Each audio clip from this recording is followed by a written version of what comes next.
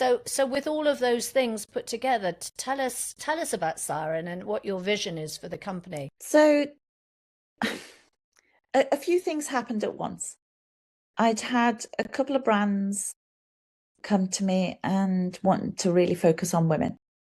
AMG were doing a trip away with some of the most influential, successful women in the world for 4 days in the south of France.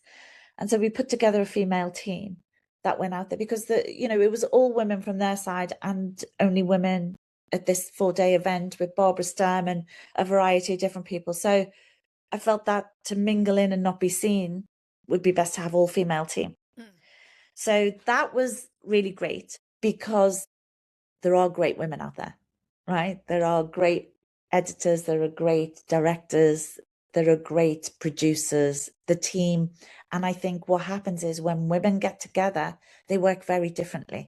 There's Mm. a sort of sisterhood and understanding that there's a calmness that I felt really worked, and it was very smooth.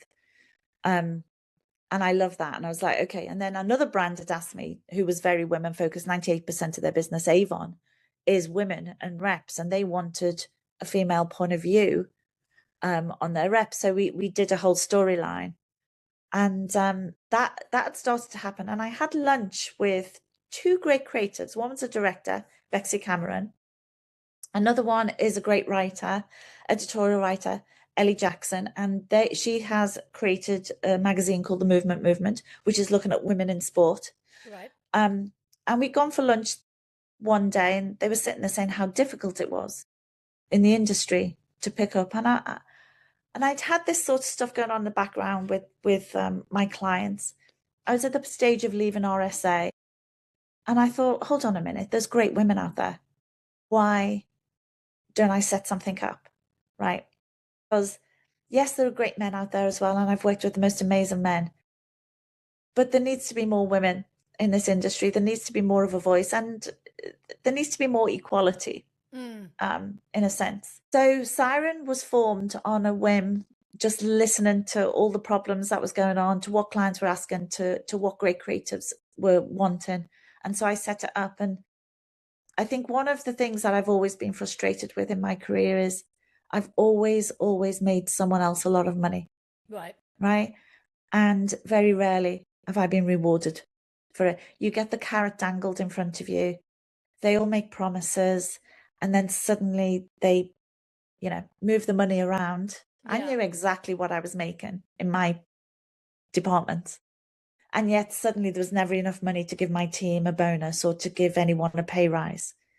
And that was really, really disheartening and frustrating, even, in the last 3 to 5 years. I wish the industry had changed, but it hadn't.